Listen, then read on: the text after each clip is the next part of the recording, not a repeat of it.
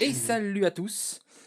Aujourd'hui, comme d'habitude, une review. C'est le retour des reviews, j'ai envie de dire. Et aujourd'hui, on va faire les reviews des héros de Runeterra pour vous dire quel est le meilleur héros de Runeterra. Et comme d'habitude, Den est là. Bonjour Den. Bonjour, je suis Den, je suis baraqué. Voilà, c'est Trek. Et c'est bizarre parce que Ah, mais j'aurais oui. exactement fait Den comme ça. C'est vrai? Je Ouais, sais que je le fais bien. Et que j'ai ça, passé une semaine avec lui, c'est pour ça. ça se voit que vous vous connaissez bien, tu vois. C'est, ça se voit qu'il y a un lien. Donc voilà, Trek qui a beaucoup joué au jeu. Peut le dire, Un ces petit 5 peu. derniers jours. J'ai pas mal joué au jeu. Je pense que j'ai plus joué à ce jeu que sur Hearthstone sur la dernière année, à peu T'exagères. près. Pas sûr, C'est pas le tournoi Hearthstone, quand même. pas sûr. Du coup, ils t'ont forcé à jouer plus. Voilà. Et du coup, j'ai voulu vous faire plein de trucs et au final, bon, je n'ai pas pu faire plein de trucs parce que la vie, mais on va essayer d'en faire quand même. Et aujourd'hui, on va parler des héros parce qu'on s'est dit Ouais. pourquoi faire des reviews quand le jeu il sort. On peut faire des reviews avant que le jeu il sorte. Alors du coup, on est parti. On va faire la Non, ce review de qu'on tous peut les faire héros. surtout, c'est qu'on peut narguer les gens en faisant une vidéo d'un jeu qu'ils peuvent pas jouer. C'est trop bien. C'est-à-dire que vous êtes chez vous, vous pouvez pas jouer au jeu. Eh ben tant pis. Mais au moins, vous savez ce qui est fort. Oui, ouais, mais vous pouvez regarder des super vidéos de nous qui parlons du jeu. Et c'est cool, Et c'est déjà franchement. ça. Ouais. Du coup, on commence avec Timo. Alors, Est-ce qu'on peut Timo, pas d'abord un petit disclaimer? Il est possible que les héros changent. voilà. C'est pas impossible que cette review n'ait plus aucun sens d'ici le moment où le jeu sorte. Mais c'est pour ça que c'est encore plus drôle. C'est ça qui est bon, ouais. Comme ça, vous pourrez voir comment ils ont changé. C'est ça. Vous pourrez revenir sur cette vidéo, refaire des vues, nous re-rapporter de l'argent, parce qu'à ce moment-là, on aura peut-être mis la monétisation. C'est pas impossible. Peut-être que ce sera fait un jour. Et du coup, Vendu. vendu. Voilà, on sera sponsorisé par NordVPN et du coup vous pourrez voir ce qui marche ou ne marche pas. Est-ce qu'il a Yes. changé ou pas changé. Du coup Timo, c'est le premier héros, il coûte 1, il est 1-1 de base, insaisissable, on ne peut pas le bloquer. Quand il frappe le Nexus, vous plantez 5 champignons vénéneux sur les cartes aléatoires du deck ennemi. Et il level up quand vous avez planté au moins 15 champignons vénéneux. Les champignons, on le rappelle, ça se met sur des cartes et quand vous piochez une carte avec un champignon, ça fait un dégât par champignon qui est sur la carte. Et quand il évolue, ça devient une 2-2 insaisissable et il double le nombre de champignons vénéneux dans le deck ennemi. Et comme par hasard, il se Ok. transforme en nuage de champignons quand on a déjà 2 Timo.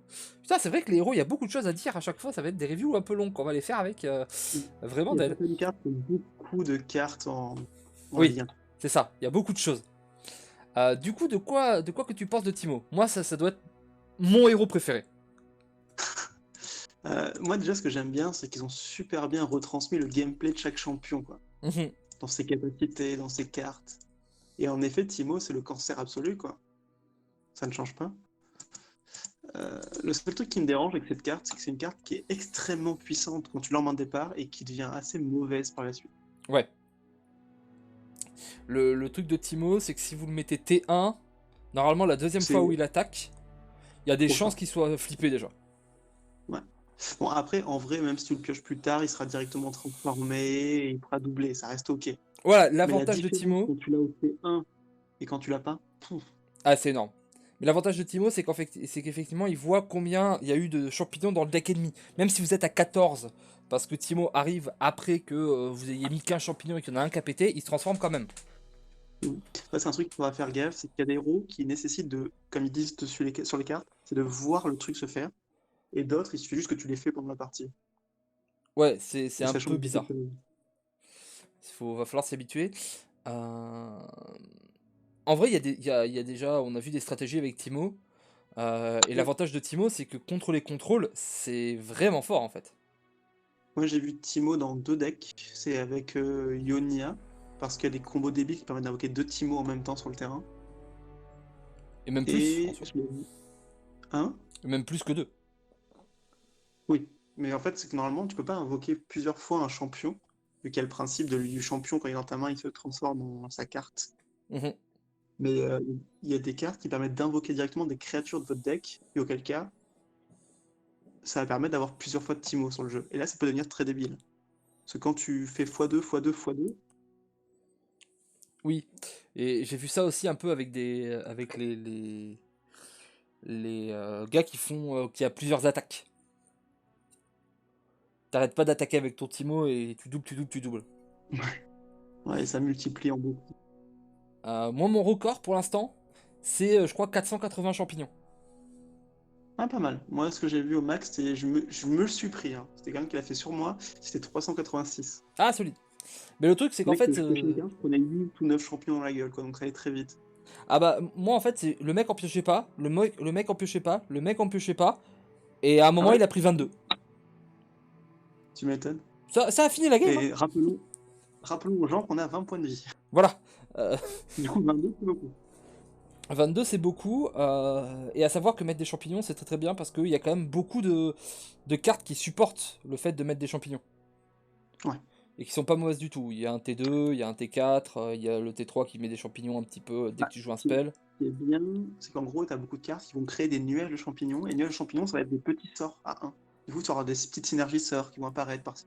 Ouais, moi, le premier deck que j'ai fait, c'est Timo Ezreal. Ou Ezreal pour les vrais. Parce que comme ça, Ezreal. bah, quand j'avais pas Timo T1, en fait, bon, bah, Timo, c'était juste une stratégie numéro 2, il était juste là pour gratter. Je gardais tous les champignons que je faisais avec mes autres héros, et puis à un moment, quand Ezreal se flip, bah, Feu c'est parti d'artifice. YOLO, feu d'artifice, on joue 4-5 champignons dans le tour, ça met 10 dégâts, et puis on se met bien, quoi. Donc ouais, Timo, Ouais. bien. Est-ce qu'on essaie, genre quand on parle des champions, de discuter dans quel deck ils sont jouables? Oui, on peut faire ça viteuf, mais je pense Du coup, que... moi, Tivo, ce que j'ai vu, c'était avec Ionia, du coup, pour le Ouais, combo qu'il invoque. Et sinon, c'est en Fresh Lord pour tempo, quoi. Parce que le jeu est très puissant dans ce jeu. oui, c'est ce que j'avais fait avec Ez, on tempo, et voilà, parce que, en fait, à partir du moment où vous mettez des champignons, c'est un peu comme les bombes dans Hearthstone, c'est qu'au bout d'un moment, ça va mourir. Donc en C'est fait, ça. faut... Mm. Et c'est très intéressant, en fait, par exemple, contre les contrôles, parce que c'est pas un aggro classique. Parce que contre les contrôles, souvent, bah, tu vas pouvoir les tuer quand même parce qu'ils vont piocher beaucoup. Et au bout d'un moment, ils vont se suicider parce qu'il n'y a pas masse de soins dans le jeu. De manière générale, c'est un jeu où les deux joueurs piochent beaucoup, quoi. Vu qu'au début de chaque round, les joueurs piochent, mais qu'ils peuvent attaquer qu'un round sur deux. On n'a pas l'impression, mais ça avance très vite. Du coup, on passe au deuxième. C'est Elise. Est-ce qu'on ferait pas plutôt par nation? Pas plus simple? Tu veux faire par nation, on peut faire par nation. Du coup, on était sur Ouais, Piltover et Zone. ouais. Du coup, on continue sur Et du coup, en ce moment, Ezreal. on peut faire notre poteau Ezreal, juste. Euh, Du coup, il est insaisissable comme Timo, ça tombe bien, il coûte 3, il est 1-3. Quand il frappe le Nexus, vous créez un tir mystique fugace, c'est pour 2, ça met 2 à une cible. Et quand vous avez ciblé 8 fois, vous transformez Ezreal, et là, ça devient Jean Mitraillette. Euh, il fait Alors, 8 toujours fois des unités ennemies. ouais, des unités ennemies, il faut viser Et ça marche pas si les tu alliés. bloques tes créatures. Du coup, Ezreal, comment dire, c'est le joueur de héros en fait qui est game breaker. Dans le sens où, une fois qu'il est flip, la partie va être finie dans le tour qui suit. Ouais. Après, le flip est dur, parce que 8 cibles, ça a pas l'air, mais c'est beaucoup. Alors, c'est ok dans le sens où ça peut se faire parce qu'il y a plein de sorts qui vont cibler 2, 3 créatures, mais ça t'oblige à créer ton deck autour de lui en fait. Autant il y Oui. a certains champions qui peuvent un peu splatcher, on va dire, et ils sont forts tout seuls, ils vont se débrouiller. Autant lui, t'es obligé de tourner ton deck rien que pour lui. Ouais. Ezreal, c'est tu Et joues Ezreal.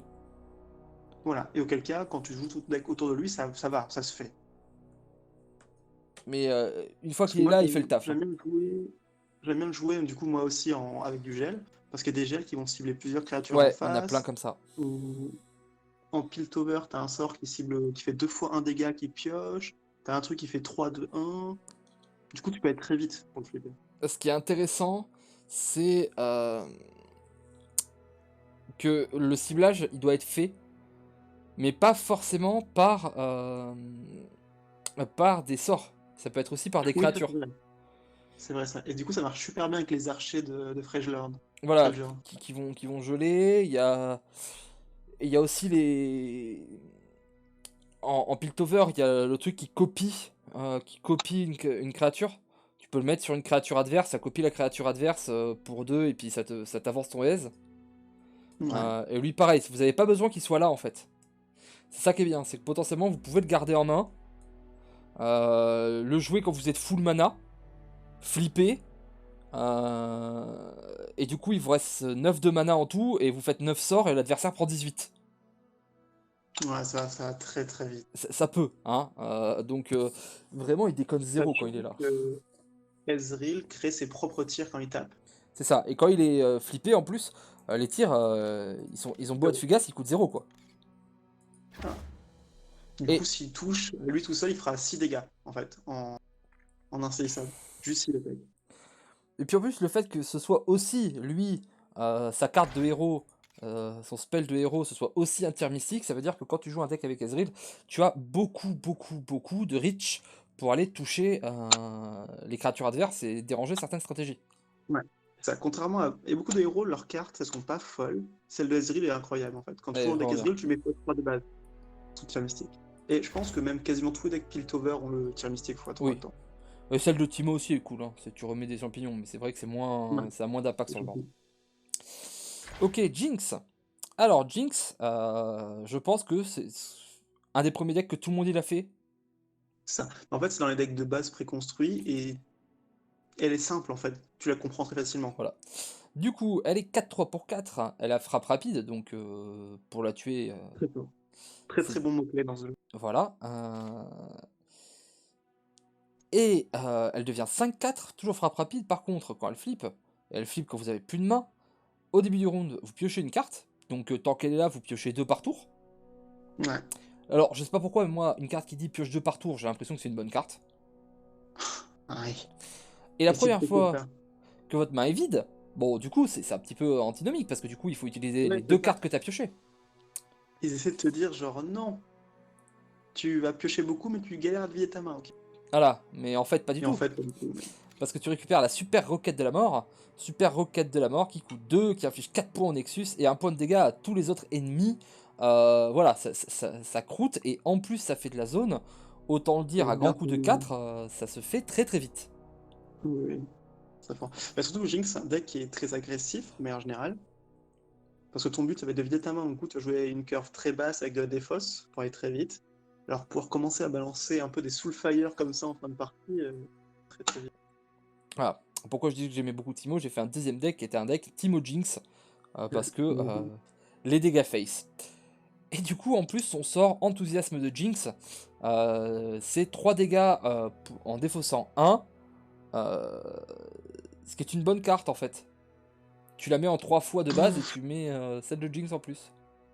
Quand t'as de la mécanique de défausse, c'est ok, mais sinon, c'est pas incroyable. Non, c'est pas incroyable, c'est bien moins bien que Tir Mystique, mais en fait, elle t'arrange parce que tu peux discarder. Oui, c'est ça. Quand tu vas avoir de la mécanique de défausse, c'est très fort. Et surtout qu'elle peut aller tête. Du coup, en fin de partie, tu peux faire enthousiasme de Jinx, puis derrière, t'enchaîner avec une roquette. Et tu peux très vite avoir les dégâts nécessaires. Ouais, ça monte très vite. Donc vraiment, Jinx, un petit peu une des reines de l'aggro. Ouais. Et Heimerdinger, doublé par notre ami PADG, à tout jamais le vrai aubergiste dans nos cœurs. Clairement, Euh, clairement. il Alors, coûte est-ce que tu fais une 5. review de toutes les tourelles? Alors, on va faire une review de toutes les tourelles, Pour une par choisir les une. cartes associées. Du T'en as coup, combien? T'as 9 tourelles différentes, je ouais, crois. ou 10, un truc comme ça. Je Euh, crois que t'as 9, t'as de 0 à 8. du coup, lorsque vous lancez un sort, vous créez une tourelle qui est fugace dans la main, Ouais. qui est une Alors, elle des. est fugace. Il faut la Elle, jouer. elle, elle disparaît à la fin du tour, mais comme elle coûte 0, ça devrait être pas trop compliqué de la jouer. Voilà. Euh, Et l'effet, vous avez invoqué des tourelles avec au moins 12 de puissance. Donc il faut avoir invoqué 12 points d'attaque sur tous les tourelles que vous avez invoquées. Il faut pas invoquer une tourelle 12-12. C'est un petit peu mal écrit. Il flippe, il devient 2-4 et il dit lorsque vous lancez un sort, créez une tourelle améliorée, fugace dans votre main. Alors, le côté amélioré, malheureusement, j'ai pas pu voir ce que c'était. Parce que j'ai joué à un deck Emerdinger, mais je suis jamais réussi à l'améliorer encore. J'imagine qu'elle doit être un peu plus forte, avoir des buffs. Euh, Le sort d'Emerdinger, c'est un très gros sort de Très bon. pioche. Ouais, très très bon ça. Voilà, piocher Très 3, bon réduisez tout de problème. 1, c'est ok. Et du coup, les tourelles, on a donc le MK001 Challenger, Fugace, la 1-1, Fugace, la 2-1 Robuste, Oui, le en fait, ils ont 3-1 mis Insaisissable, une tourelle par mot-clé. voilà, la 4-1 Redoutable, la 5-1 Frappe Rapide, celle-ci est très solide, la Ouais. 6-1 Surpuissance, c'est ok, la 7-1 Barrière, parce qu'au cas où, tu vois, Et le le meilleur, TX, le 8-8. voilà, 8-8, voilà, mais c'est le TX. Et quand tu l'as pour 0, celui-là, ton premier sort, quand même que le jeu est beau. Coucou, on se met bien, La etc. première fois que je jouais Emerdinger, j'ai fait Emerdinger, un petit sort, il m'a filé ça. Et quand j'ai vu qu'il coûtait 0, je me suis dit, mais en fait, c'est pété. Très Mais très cool, Emerdinger, mais on peut le dire. il a, pas été il a été très peu joué. Moi, par exemple, j'ai Ouais, vu aucun joueur le jouer contre moi. je l'ai pas croisé beaucoup. Du coup, je me suis dit, j'allais essayer, et en fait, je pense qu'il est bien plus fort qu'on ne le croit. C'est que c'est pas Peut-être bien. clair. En même temps, quand tu lis le texte, ils te disent pas Oui, que il te le dit pas tourelle qu'elle coûte coûte 0. 0. Et quand tu les regardes dans la carte, t'as des tourelles qui coûtent 8 et tu te dis putain, 8 fugaces. Oui, ça donne pas envie. Et en plus, tu dis, attends, faut que j'invoque 12 d'attaques de tourelle, et ça va me prendre combien? 6 tours? Mais Alors en qu'en fait, fait, non. en 2-3 tours, c'est pas très. Allez, on passe aux îles obscures. Et on va passer par Elise, ma carte préférée, bien entendu. Tout le monde connaît les bons bails. Ouais. Pas du tout. Du coup, la 2-3 pour 2, redoutable. Donc, elle ne peut pas être bloquée par les ennemis en attaque de 3 ou moins. Quand elle attaque, on invoque une jeune araignée. Petite araignée 1-1. Et si on a 3 araignées, on la flippe. Et ça devient une 4-3 redoutable challenger qui dit qu'elle donne challenger et redoutable à toutes les araignées. Ouais. C'est bizarre Je parce la que je trouve l'ai vu dans les decks de incroyable. base et des gens ont fait des trucs et j'ai l'impression que c'est peut-être le héros qui m'a le moins. Ah Ça oui, fait je des la trouve trucs, hein. incroyable. Je la trouve extrêmement forte, déjà de base parce qu'elle a des bonnes stats. Mhm. Et C'est une peut-être deux les trois decks que j'ai pour joués, 2 hein, est mais redoutable. à chaque fois j'avais l'impression que les decks contre lesquels je jouais qui jouaient Elise, je leur cassais la gueule. Ah, je sais pas. Après, c'est Moi, peut-être mon ultra instinct. L'ultra c'est un instinct deck que contre j'ai Elise. beaucoup joué. Ouais. Oui, je pense que tu as des petits antécédents aussi. C'est un deck que j'ai beaucoup joué et qui est hyper efficace. En fait, ton but, ça va être juste de spammer les araignées. À la fin du tour adverse, ce que tu fais, c'est que tu postes à Elise. Il passe son tour. Ce qui se passe, c'est que toi, au début de ton tour, elle se transforme et toutes tes araignées obtiennent du coup Challenger machin et tu attaques directement pour pas laisser de réponse adversaire. Et tu vas pouvoir choisir les blocs, il y en a qui vont être imbloquables et tu vas très vite tuer en fait. Mm. C'est comme ça que ça a marché. C'est juste un Ouais. deck où tu fais beaucoup d'araignées, beaucoup de spam, tu joues une Ouais. sorte de zoo en fait. Et elles vont tous s'améliorer entre elles et une fois que ton hélice se flippe, c'est la fin de la game. Ouais. Elle fait 2 jets en araignée avec son sort, ce qui est ok. Son sort est bon, c'est un sort qu'on joue dans les decks araignées. Mm. Pour un, invoquer 2 araignées.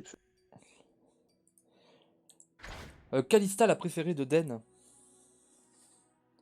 Qu'est-ce Du que ça dit, coup, pardon, Oli? Kalista, T'as la quoi? préférée de Den.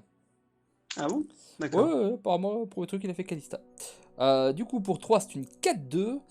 En immédiat, elle se lie à un allié et il subit les dégâts à sa place. Donc, en gros, voilà, vous dites à quelqu'un, vas-y, meurs pour moi. Ouais. Quand elle a vu au moins 3 alliés mourir, elle se flippe. Elle devient, je me lie à un allié, il subit les dégâts à ma place toujours, mais attaque, ranimer cet allié, envoyez-le au combat et reforger notre lien. Bah, Bon, moi, tu vois, c'est Kalista qui m'a pas branché. le problème, c'est qu'en fait, elle se Il y lie a en des combos immédiat. il y a des combos débiles une fois qu'elle est améliorée, avec des créatures qui ont des bons effets à mourir et à revenir en vie. Mais sinon, je la trouve qu'elle a pas des stats incroyables pour un T3, Ouais, ses qu'elle est stats hyper sont pas fragile ouf. et en fait, elle fait rien en soi. Genre, elle se protège, c'est tout, mais je m'en fous, moi, de protéger une unité nulle.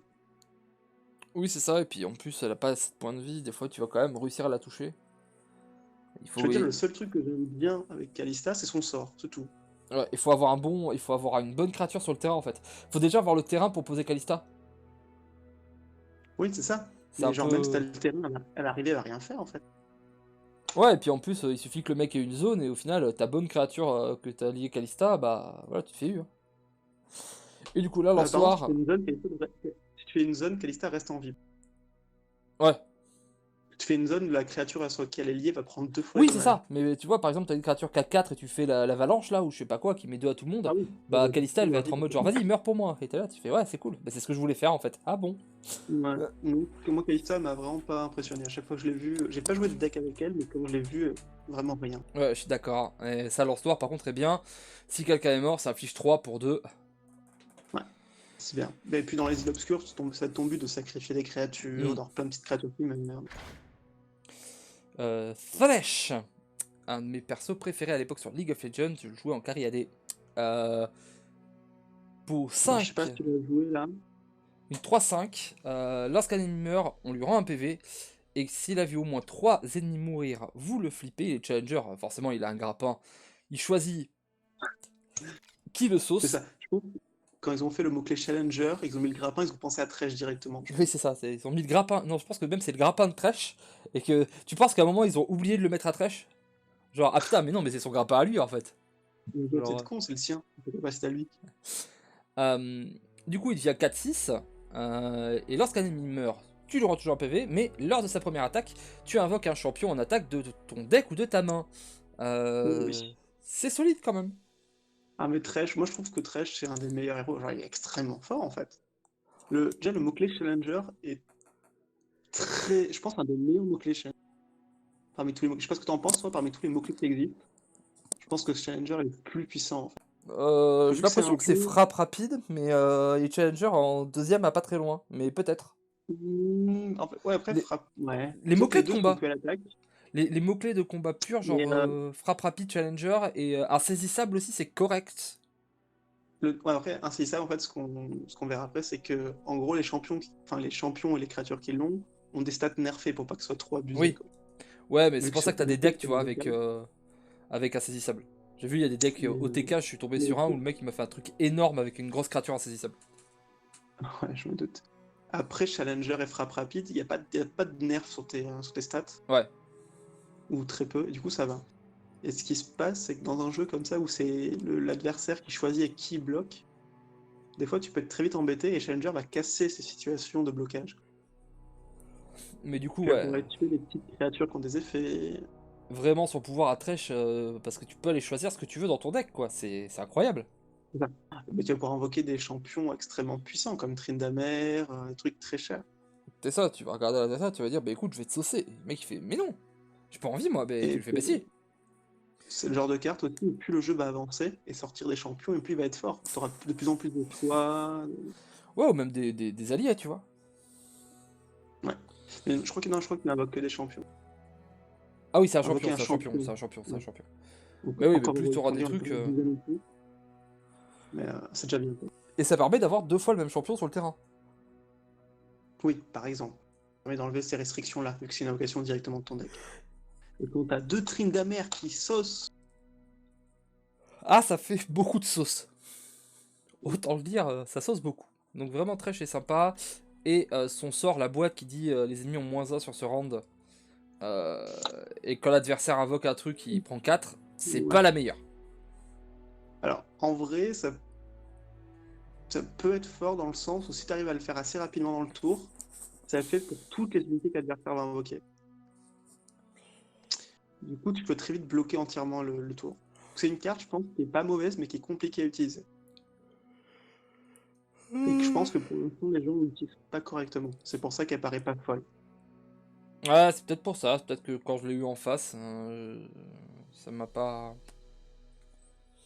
Ça m'a pas. Pour le coup, j'ai pas Ça va testé impressionner. Thresh dans un deck. J'ai pas eu le temps. Et on finit avec Ekarim. Et carré, ouais. Du coup, 4-6 surpuissance, donc il perce, hein, c'est Trample, hein, pour ceux qui ne connaissent pas. Attaque, invoquer 2 cavaliers spectrales en attaque. Les cavaliers spectraux, c'est des 3-2 éphémères. Ouais. Et si vous allez attaquer avec au moins 8 alliés éphémères, ça se flippe. A savoir que voilà, lui, il faut pas qu'il voit 8, il suffit d'avoir attaqué avec 8 éphémères. Du coup, potentiellement, vous allez le jouer, il va directement se transformer. Et il y a un requin qui est totalement fou pour pouvoir faire ça vite et fort. Ouais, un requin qui, dès que t'as un allié éphémère qui attaque, il va s'invoquer et attaquer aussi. Ouais. Du coup, potentiellement, Ekarim permet de taper avec 4 créatures lui tout seul, quoi. Bah, si t'en Voire as plus. deux dans le cimetière, plus, hein, tu Ouais. peux juste poser Karim, t'as plus rien sur board, tu peux poser Karim, attaquer avec 6 créatures. Ouais. C'est... Ekarim, mine de rien, c'est violent, c'est très violent. Ouais, Parce que de base, c'est une 4-6 qui invoque 2-3-2. Du coup, vous mettez 10 points d'attaque à lui ouais. tout seul. Et il flippe en 5-7, ce qui est pas dégueu. Les alliés éphémères en +2/+0. Voilà, donc un petit effet continu, ce qui fait que rien que ses cavaliers à lui deviennent vénères. Ouais, c'est donc quand il commence à mettre des croûtes, il met des croûtes et il déconne 0 en fait, Karim. Et son sort, la Légion des Ombres d'Ekarim, c'est on invoque 2 cavaliers spectrales pour 3. Ça. Potentiellement, dans un deck aggro, c'est rigolo. Parce que tu peux jouer La T2 et ligne- mettre 6. Le sort d'Ekarim, je suis pas très fan parce que c'est les éphémères. Du coup, ok, ça permet de rentrer des gains. Mais par contre, le champion en lui-même, je le trouve très solide. En fait, le Ça problème, peut... c'est que je vois le sort, mais pas celui d'Ekarim, tu vois, la Légion des Ombres classique.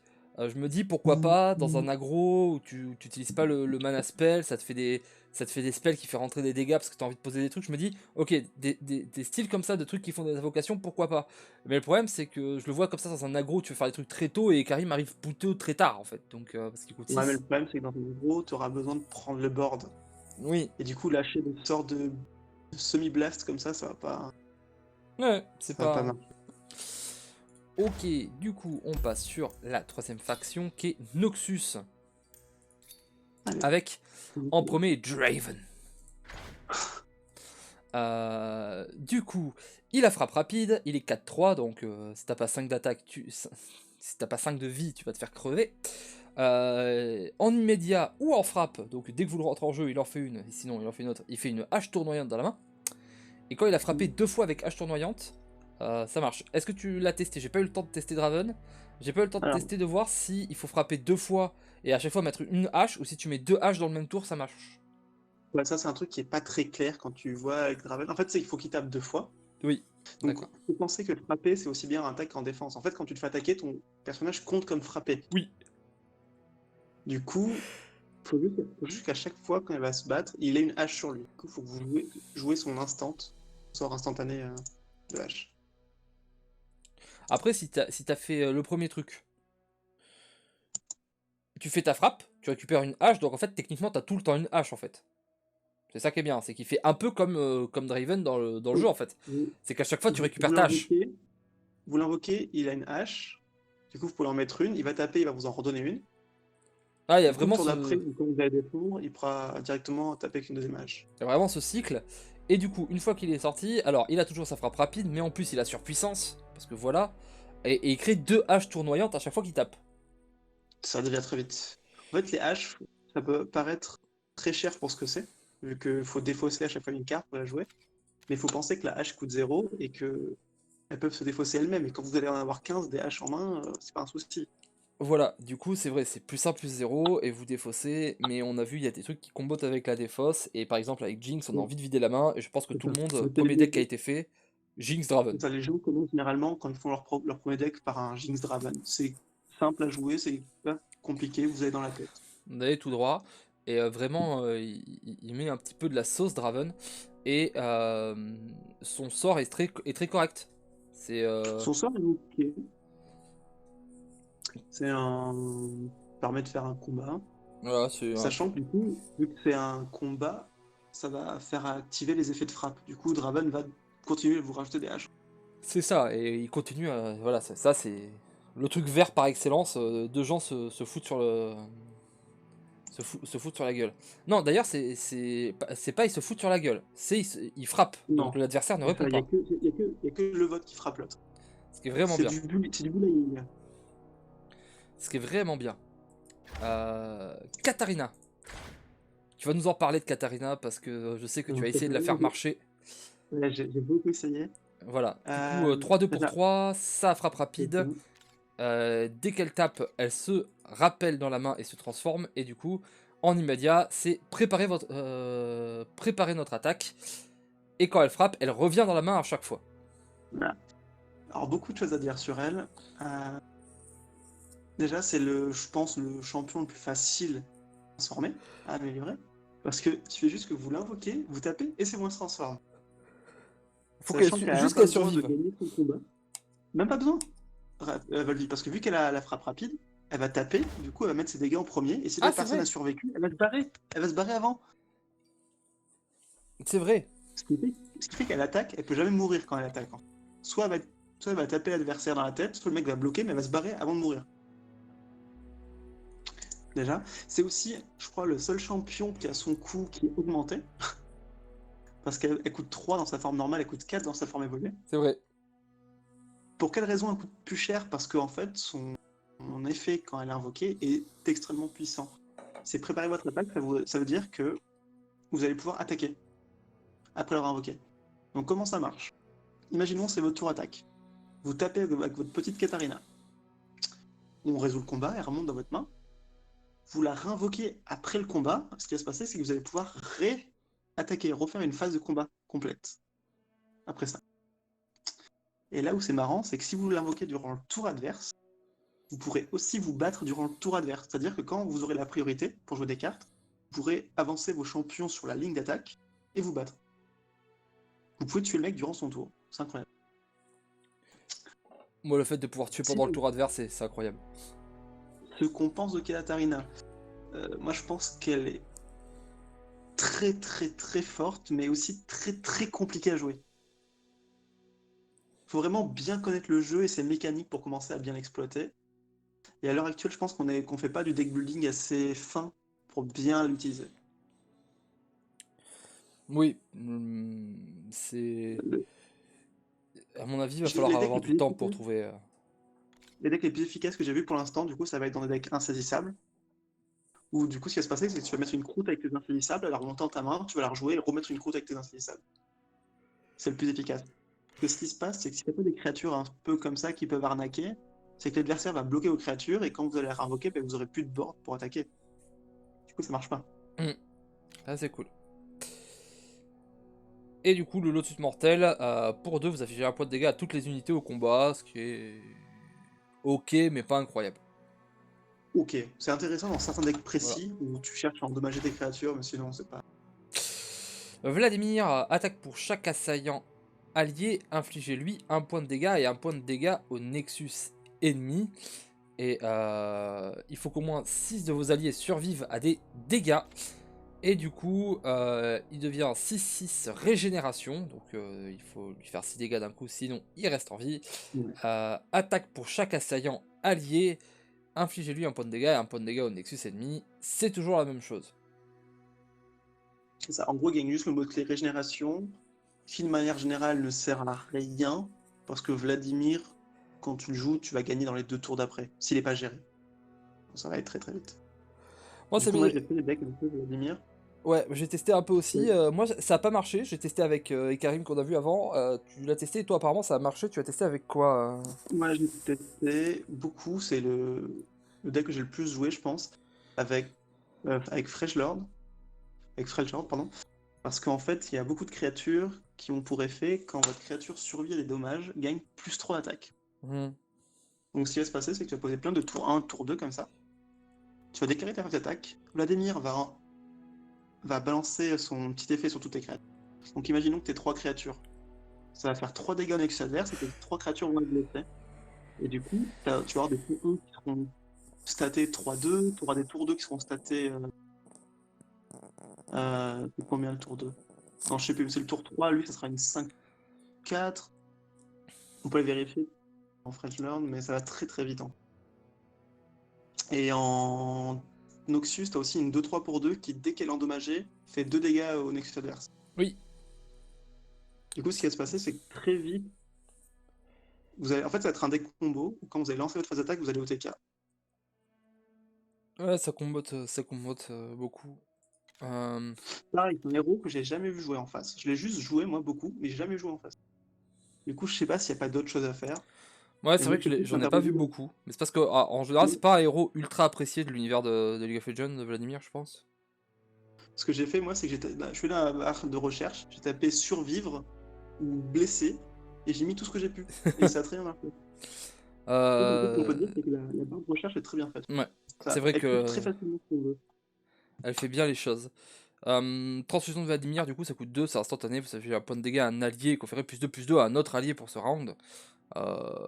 Voilà, transfusion, vous prenez de la vie quelque part pour pousser du poisson. Mm. Et voilà, Euh, le talent qu'on voit qui est activé chaque tour. Quand on la voit comme ça, elle paraît pas folle, mais en fait, quand vous jouez un deck où le but c'est d'affaiblir vos créatures, bah, c'est hyper puissant. C'est plus les autres Et vu, créatures qui vont faire qu'elle marche en fait. vu que c'est un instantané en plus, l'adversaire peut pas répondre à ça. Vous pouvez le faire en plein milieu d'un combat, vous pouvez le faire quand vous voulez.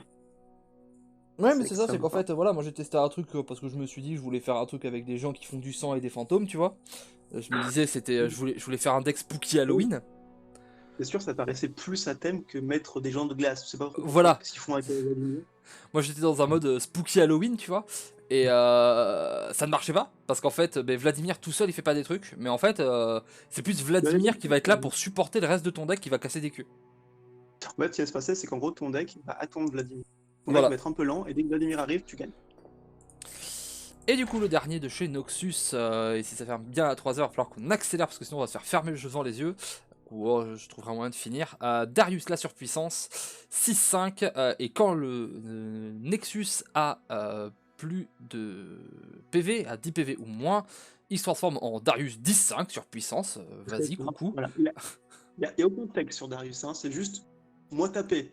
Voilà, Toi, 10 points du moins, moi taper plus fort. voilà vous le posez, vous attaquez, ça tape à 10, va falloir parer. C'est très très fort. Et son spell va bien avec lui en fait. Son spell va bien avec lui. T'affiches 4 points de dégâts au Nexus ennemi, ça coûte 5, ça coûte une giga blinde, mais c'est pas grave, ça marche. Du coup, 4, il faut penser que c'est quand même 20% de la vie adverse. Sachant que si vous avez mis une croûte juste avant avec un Darius 10-5 piétinement, bah, généralement c'est que c'est fini la game. Oui. Le Ça seul truc, c'est qu'il coûte un peu cher. Il va coûter 6 pour un deck aggro, on n'aime pas trop. Quoi. Ouais. Après, je l'ai vu dans certains decks et c'est vrai que. Tu sais, il était là pour faire un petit peu le Leroy Jenkins, tu vois. Oui, c'est ça. La fin de curve, Bah, il arrive et il te regarde, il te fait coucou. Ah, le côté surpuissance fait que si l'adversaire n'a pas une gestion de créature, il pourra rarement le bloquer en fait. ah c'est ça, s'il n'y a pas un Pantémort. Après, voilà, il est très sensible à Freylord, par exemple, qui le regarde et qui fait oui. Excuse-moi. Tu as 0 Bah, d'attaque. mais ça, je pense, c'est pareil pour tout le monde. T'as Hein. Je pense que le pas. gène mécanique est beaucoup trop pété à l'heure actuelle. Oui, mais après, le truc, c'est que tu vois, quand t'as des Draven, alors tu peux le buffer après, les Timo, ça met des trucs, les Ezreal, ça fait des Oui. machins. Tu vois, tous les autres trucs qui étaient un peu aggro, tu vois, on se dit ça passe. Alors que là, c'est vraiment genre, je mets un gros patator ultra cher et ça, c'est fort. C'est un gros stop. C'est un stop net. Du coup, Ionia. On a Z. Z que par contre, j'ai vu extrêmement jouer. J'en ai vu de ouf. Ce gène, il est stylé. Quoi. C'est les ninjas, ils sont sympas. Voilà, c'est le ninja de l'ombre, c'est le méchant ninja que poursuit Shen. Il est 3-2 pour 3. Quand vous attaquez, vous créez une ombre vivante qui attaque avec ses stats. Du coup, bah voilà, vous créez une note 3-2, frappe rapide. Le Z de base, pas un truc de base. Quand vous avez frappé 2 fois le Nexus, il se transforme et du coup, il devient 4-3, frappe rapide. Et les ombres qu'il crée ont ses stats et ses mots-clés. Du coup, ce sont des 4-3 frappe rapide aussi. Et en vrai, il sauce le Z. Hein. C'est pas très utile, frappe rapide sur les ombres, vu qu'elles meurent à Ouais, non. tout, mais bon. C'est surtout si tu lui rajoutes des mots-clés que ça peut être fun. Parce qu'il y Oui, a des cartes qui vont permettre de donner un imparable, inflétable, ou insaisissable par exemple. tout genre de choses. Là, ça devient. Parce que voilà, quand vous faites un Z insaisissable qui tape à 4 et que du coup ça tape à 8 en insaisissable, c'est un petit peu. C'est violent. Et du coup, le Z, ouais, le vas-y, pardon. sort, c'est la version spectrale de Z. Vous rappelez un allié pour invoquer une ombre vivante à sa place.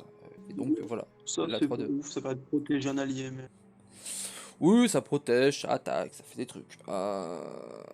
Il est vachement bien en aggro Z.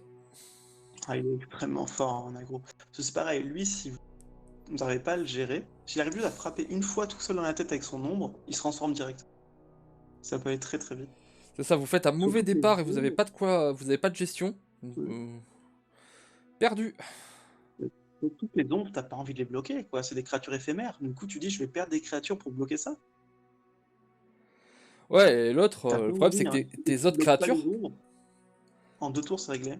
Ah, Ils et se tes autres transforment. créatures, elles vont souvent crever parce qu'il y a 3-2 frappe rapide. T'as pas beaucoup de créatures qui, à ces tours-là, sont capables de répondre à ça en fait. Oui, non, le seul défaut de Z, c'est qu'il est très fragile. 2 points de vie, c'est-à-dire qu'un tir mystique va le tuer. Mais sur un deck qui a pas de petit blast, bah, il va être très puissant. Voilà. Vraiment efficace le ninja. Et du coup, son Némésis, c'est Shen. Et je pense qu'il est beaucoup joué parce que les decks agressifs sont forcément très forts en début de jeu.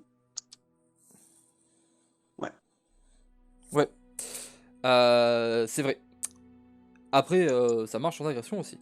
Du coup, il est 2-6, il confère barrière en support. Du coup, quand vous êtes à gauche, il me donne barrière à un allié à côté de lui. Et quand il a mis 4 barrières et qu'il était en jeu, il devient 3-7. Non, quand il a vu mettre 4 Voilà. barrières. 4 Quand il a barrières. vu qu'elle Pas mettre lui qui 4 a barrières, brûlé. Parce que des fois, il y a des euh, créatures qui vont rajouter plusieurs barrières en même temps. c'est ça. Ou des Et sorts ça qui peut mettent être plusieurs barrières aussi. Euh, Voilà, il confère barrière à l'allié qui soutient toujours, mais tous les alliés qui reçoivent barrière ont +3/+0 pour ce round. Et son sort, c'est pour 6, vous échangez 2 alliés et conférez leur barrière. Vous placez un chaîne dans votre deck. Voilà, comme d'habitude. Mais son sort est pas mal. Moi, je l'ai fait dans le tout dernier deck que j'ai joué, qui était un deck. Je joue paladin, même sur Runeterra. Où je jouais il ne full s'arrête. barrière slash bouclier divin. euh, pour supporter Fiora et lui dire vas-y bébé, on te regarde. Ouais, la seule différence là, par rapport à bouclier divin, c'est que quand vous donnez barrière, c'est que pour un tour. C'est vrai. C'est moins pété. Je trouve que Shen c'est ok, mais ça m'a pas impressionné. C'est moins pété, mais ça vient beaucoup plus facilement aussi que bouclier divin. Dans Hearthstone, t'as pas de créature qui dit quand t'attaques, tu files bouclier divin à une créature, quoi. Celle que tu Ouais, choisis. c'est sûr que les buffs sont temporaires, mais sont très faciles à donner. Voilà, et t'as pas des trucs qui disent genre donner bouclier divin à 2 créatures. T'as pas des trucs qui disent mettez bouclier divin dans la main. C'est tout con, hein, mais cette option, moi, ça montre qu'il y a des trucs cool dans le jeu, genre. Ouais, tu peux set up des combos, quoi. T'as plein de cartes pour réduire les coûts ou améliorer dans ta main. Et le fait que ce soit ciblé, surtout, quoi. Si on prend l'exemple d'Hearthstone, à chaque fois sur des faits, ce sera les. Donc, ouais, il est pas impressionnant, mais moi je l'aime bien. Je le trouve cool. Et La pièce, c'est le principe des cartes support, quoi. C'est pas lui tout seul qui va briller, c'est qui va faire briller les autres cartes. Yasuo, que la dernière défaite que j'ai pris en jouant, c'était un Yasuo qui m'a cassé les pieds. Ah Et ouais. c'est pas les pieds que je voulais dire. Il est 4-3 pour 4 frappe rapide. Quand on étourdit un ennemi, qu'on étourdit ou qu'on rappelle un ennemi, Yasuo il lui met 2. Ok, Ouais. pas d'accord. Et si on étourdit ou on rappelle ses unités au plus, donc je rappelle, il a pas à être là. Donc il suffit de le faire Et je dans la pense game qu'il et faut ça se fait penser très facilement. Et là, pour le coup, c'est n'importe qui. C'est-à-dire que tu peux rappeler tes propres unités aussi. Ouais, ça marche. Il devient 5-4, frappe rapide, et quand un ennemi devient étourdi, il le frappe. Donc vous étourdissez un Ouais. mec, paf, il met 5. Ou le rappel. Ou le Parce rappel. qu'il y a des gens, genre une Katarina qui se rappelle, elle meurt. Hein. Voilà, elle veut partir, non. Moi, Oh, t'es cette cool, carte, allez elle Je me, sais pas. Il elle fait m'est beaucoup trop amusée dans le comment c'est écrit en fait. Genre, quand vous rappelez un ennemi, je le frappe. C'est c'est- Yasuo qui parle. Je le frappe. C'est pas il subit 5 dégâts, non, c'est je le frappe. Moi taper. Moi taper, Moi oui. taper le point. C'est tout con, mais ce fait que les héros ils parlent à la première personne, c'est trop bien. Du coup, ce qu'il faut penser, c'est que donc il frappe avec son attaque. C'est-à-dire que si vous l'améliorez, il va taper très fort. Par contre, ce qui se passe beaucoup, vu que moi j'ai beaucoup joué gel, c'est qu'à Yasuo, à chaque fois je l'ai gelé et du coup il me faisait 0 dégâts. Du coup, des fois il arrive que la forme améliorée soit moins forte que la forme de base. Ouais. C'est vrai. Du coup, Yasuo, c'est un champion qui est stylé, certes, mais qui est moyen, je trouve. Parce que moi, ce qui me dérange, c'est qu'il est très compliqué à flipper, quoi. Étourdir ou rappeler 6 unités, c'est beaucoup. Je sais pas quel feeling t'as eu, toi, avec Yasuo, lui. Mais moi, j'ai essayé de beaucoup le jouer au début et j'avais du mal à le retourner, quoi. J'ai l'impression que ça manquait de support qui est Moi, tourné. ça c'est bien fait quand même, parce que tu sais, t'as l'araignée là, le T1 qui dit que le prochain truc qui est invoqué est stun. J'aime bien. Ça Oui, mais coûte ça, pas c'est cher, ça se fait Berserk, fais vite. gaffe, tu peux jouer autour. Après, oui, t'as l'araignée combien tour 3, la 3-2 qui va étourdir une unité. Voilà, t'as celui qui arrive, et t'as des grosses trucs qui disent, t'as un gros qui stun En fait, 2 oui, quand il en fait, arrive. ce qui se passe, c'est qu'à chaque fois, pour transformer Yasuo, tu vas devoir attendre vraiment la fin de Ah oui, partie. c'est la fin de Parce que tu partie. as deux créatures principales. Tu as celle que tu dis, donc le frère de Yasuo, qui est une 6-6 pour 7 qui stun 2 unités. Et t'as Et celui-là qui va étourdir 2 unités. qui fait stun au début de chaque tour. Ouais, ça c'est ok. Il y en a un qui Et fait t'as stun la plus surtout. faible au début de chaque tour, je la trouve pétée. Parce que du coup, à chaque round, vu que Yasuo, si t'as un deck qui est pas un deck avec des grosses créatures, en fait, il va tuer une créature par tour. Ouais, mais ça, Minimum. Tout seul. c'est bien. C'est bien ce que je me souviens, c'est une 6-6 pour 6. Du coup, c'est un peu cher déjà. Oui, c'est cher, c'est sûr. Donc, Mais tu vas devoir attendre le tour 6 pour la jouer, puis après, tu dois passer ton tour. Donc, attendre le tour 7 pour que l'effet commence à se mettre en place. Mais sinon, tu as celle à. C'est quoi? C'est une 6-5 pour 9, je crois, qui va rappeler 3 unités adverses. hmm. Du coup, ça, c'est très fort. Parce que du Ouais, coup, voilà, Yasuo ça fait va des trucs taper quand les même. points. Et ce qui se passe, c'est que vu que normalement, elles sont renvoyées une par une, du coup, Yasuo peut se transformer pendant l'effet. Du coup, par exemple, si tu es à 5 sur 6, la première va être remontée, elle va prendre que 2 dégâts. Et les autres Puis après, elles après, il font va se paf paf. transformer et il va tabasser les deux autres. En gros, l'idée aussi, par rapport au rappel, c'est que si l'unité survit de dégâts, ça n'a servi à rien. Par contre, si ça la tue, elle remonte pas en main, du coup. Ouais, c'est ok, c'est ok. Regarde. J'aime bien Yasuo. Du coup, Yasuo, ok. Moi, je trouvais ok, mais pas pété. Karma. Karma, à la fin du round, vous créez un sort aléatoire dans votre main. Ouais. Elle coûte 5, elle est 4-3. Hop, là, je vais la montrer. Et quand vous avez atteint l'illumination, donc quand vous avez 10 de mana, et Karma, elle devient pétée. Ça s'appelle pas Oméga, ça? Hein? Ça s'appelle pas Oméga, ça? Oui, Oméga pareil. Karma? Illumine méga. Elle fait le double. Et son sort, c'est bah voilà, pour 2, vous créez un sort aléatoire dans la main. Et quand c'est illumination, vous en créez 2. Du coup, quand vous avez karma illuminé et que vous jouez sagesse ancestrale, bah vous prenez 4 sorts pour 2. C'est ça. Vous C'est avez genre un quatre, grimoire. Un grimoire, je sais pas quoi là de Hearthstone en vachement vénère. tomes de Kabbaliste, ouais. En beaucoup moins cher et en beaucoup plus fort. Et ce qu'il Euh... faut dire aussi, c'est que la sagesse de Karma, c'est un instantané. Ce qui Oui, fait que ça va mettre directement vos cartes dans la main, l'adversaire peut rien y faire et vous pouvez répondre avec vos nouveaux sorts. oui, c'est marrant. Euh... Non, vraiment, Karma, en fait, tu sens que voilà, qu'il va y avoir des contrôles, on va faire des trucs, il y a des sorts qui sont très forts et qui vont être très hauts. J'ai essayé de le faire avec le sort à 12, ça servait à rien parce que le sort à 12 qui existe dans le jeu, quand tu le joues une fois, ça suffit. L'idée, c'est qu'en plus, ce qui est amusant, c'est que normalement, votre mana s'arrête à 10. Du coup, pour jouer le sort à 12, faut que vous ayez le nombre maximum de mana, plus du mana en plus dans votre réserve de mana. Voilà, et Ouais, pour c'est vous dire, ce qui fait le sort en gros, c'est qu'il invoque la première créature alliée ou héros de votre deck. C'est pas genre il regarde la carte du dessus, si c'est une créature, il l'invoque. Non, il va directement chercher la première dans le deck, il l'invoque, et ça recommence à chaque début de tour. ouais, Le et ça, vote, c'est celui de l'adversaire. une fois quand vous le jouez et après à chaque tour. Voilà, Bon, c'est un quand vous faites effet. ça, C'est un peu comme un se emblème à gagner dans Magic en le fait. plateau. C'est un effet infini sur le terrain. C'est tout con, mais ça existe pas à Hearthstone et c'est cool. Bah, la quête du rogue. Bah oui, mais la quête du La rogue, quête du rogue. c'est un pouvoir héroïque en fait. Parce Non, la qu'après. quête du rogue. Bah oui, mais la quête La du. quête, je te parle pas. Je Ah parle oui, c'est dans vrai, la oui, c'est première vrai. quête La qui se première quête. transformait en 5-5 puis 4-4. Oui, c'est vrai que Et la première ainsi quête que le faisait. le pharaon du démoniste aussi, là, qui effectuait la caisse ou en 4-4. C'est vrai, ça le C'est faisait. les deux trucs que je vois. Les effets continuent comme ça. Mais ouais, à chaque fois, c'est des changements de stats.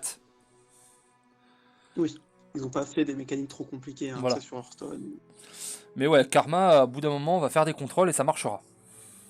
Oui, puis en fait, elle est pas mauvaise, parce que même son effet continu, de te donner un sort à chaque C'est tour, vachement bah bien. c'est ok, en fait. C'est. Ouais, c'est- sachant que vous pouvez jouer des cartes, on va dire, entre guillemets, en fin de. En fait, dans ce jeu, c'est un peu comme si toutes les créatures avaient flash, un petit flash, Ouais. par rapport à Magic, si vous connaissez un peu. C'est que durant le tour adverse, vous pouvez jouer une carte. Du coup, vous attendez que votre adversaire a plus de mana, et à la fin de son tour, vous droppez ça. Ce qui fait que vous avez une 4-3 qui commence à vous donner des sorts, et ça devient très vite fou en fin de partie, quoi, avec l'illumination. Free draw. Ok, on va passer sur Freylord, qui sont la faction la Bae, hein, pour moi. Freylord, c'est Bae. La faction de jeu. Oui, c'est Braum. Alors Braum, quand il attaque, il choisit sur qui il attaque, mais il attaque à 0. Mais voilà, il est là pour c'est prendre des toi, je croûtes. taperai à 0. Voilà, il se soigne à la fin, enfin au début de chaque round, donc il est quasiment increvable. S'il survit à 10 points de dégâts, il devient 0,7 et en plus il invoque un poro puissant à chaque fois qu'il survit. Ça veut dire qu'il a 7 PV et à chaque fois que le mec en face le tue pas, ça fait un poro. Plus que le mec en face, c'est aussi que toi, tu le tues pas. Parce que moi, par exemple, c'est lui que je jouais avec mon deck Vladimir. Ce Bah qui fait oui, qu'à voilà. chaque fois, À chaque fois que bah, tu l'endommages pour lui, en fait. tu lui mets un, il y a une 3-3 qui pop sur le terrain. C'est pas dégueu. Ça va. Hein. Moi je connais un jeu où il y avait une mécanique qui faisait faire des 3-3 quand quelqu'un survivait aux dégâts. Oh, mais bien sûr. Mais avec sa moustache et tout. Braum, c'est le Grim Patron. C'est vrai que ça. Tu penses qu'il y aurait un petit tacle caché, l'air de rien? L'air de rien, ils ont peut-être fait une version équilibrée du Grim Patron. Parce que c'est vrai qu'on a un moustachu. Dès qu'il se prend les dégâts, invoque une 3-3. Amusant ça. Voilà, hop, un petit. Et le courage de Et Braum, c'est. sachant que sa carte de champion, comment ça s'appelle, la carte de guerrier aussi. Oui, plus C'est 3 un allié blessé. Voilà, de là à avoir des liens. Ah, Ça c'est vachement bien, parce que plus 3 c'est pour tout le temps. ouais. Ça coûte 3, ça coûte pas cher, il suffit que l'allié soit blessé. Par exemple sur Braum, vous le faites sur lui, vous lui en mettez Bah, un ou deux, ça devient une machine. Braum, en fait, dès que vous commencez à lui mettre de l'attaque, il devient très énervé en fait. Parce que le truc, c'est que Braum, c'est une créature qui va gagner sur le long terme et qui va être chiante. Mais une fois qu'il a de l'attaque, il va commencer à tuer les créatures qui va grave. Ça va changer beaucoup de choses. Ah oui, ça, après il fait le café, le gars, tu vois, c'est Old El Paso. Il fait les faritas avec, hein. Non, vraiment, Braum sympa. Ash, mon perso préféré de League of Legends, que c'était le perso du tuto et que du coup plus de personnes le kiffent. Mais il n'y a pas eu tellement de trucs sur Ash, je crois. Pas un perso de fille. 5-3 pour 4. Quand vous attaquez, vous gelez l'ennemi le plus fort. Donc le mec qui a le plus d'attaque, bah, en fait il a 0. Ce qui est ok. Ouais. Faut geler au moins 5 ennemis. C'est pas obligé que ce soit ça peut être d'autres effets, il y en a plein. Donc assez facile à faire. Pour le coup. Vous la retournez et vous créez ensuite une flèche de cristal. Alors quand elle est retournée, elle dit vous gelez l'ennemi le plus fort toujours, mais en plus les ennemis avec une puissance de 0 ne peuvent pas bloquer. Genre tu leur dis wesh non bébé. Ouais, clairement. L'engelure, voilà, c'est un truc qui gèle, hein, classique. Et la flèche de cristal, c'est pour 2, c'est lent, ça gèle un ennemi, puis les ennemis avec 3 PV ou moins, et tu pioches. Du coup, Ah, ça. quand elle se flippe, vous dites, il y a un moment, il y a des chances que je t'attaque et que t'aies pas le droit de bloquer, du tout. Par contre, il y a juste un truc à préciser qui est pas précisé sur la carte et qui fait très bizarre.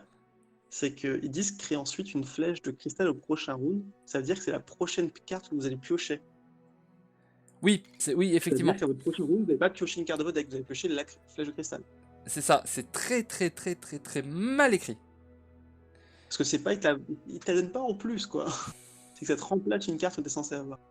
Même si après la flèche de cristal te fait piocher une carte, du coup ça te la rend quand même. Et c'est très mal écrit, et je crois que c'est mal écrit dans la version US aussi. Alors que ça aurait été tellement simple d'écrire mettez une flèche de cristal sur le dessus de votre deck. Ouais. Mais c'est que je pense qu'il voulait pas que tu puisses la jouer sur le même tour. Ouais. En fait, c'est extrêmement fort. Si le tour où ta hache se retourne, tu peux en plus jouer la flèche. Ouais, mais tu vois, si ça te demande de piocher et tout, ça a l'air ok, mais c'est vrai que c'est pas exactement pareil. Anivia, une de mes B aussi. C'est tous tes bails en fait. Ah, ah bah oui, Freylord, en général, c'est un peu mes bails. Pour C, c'est une 4-3 qui peut pas bloquer.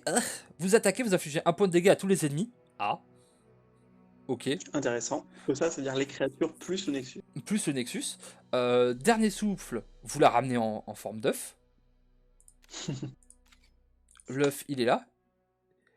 Et au début du round, l'œuf, vous vous retransformez en Anivia et vous gagnez un niveau. Et du coup, vous devenez la grosse Anivia, qui est 5-4, qui affiche 2 à tout le monde.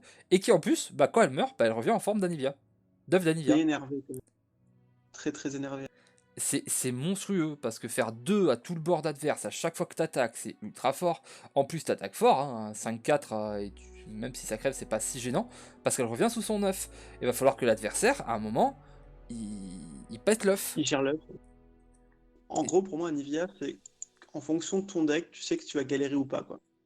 Ouais. Si t'as un deck qui a des petits blasts, tu sais qu'Anivia ce sera pas un problème, parce que dès que l'œuf apparaît, tu vas le tuer et elle se transformera jamais.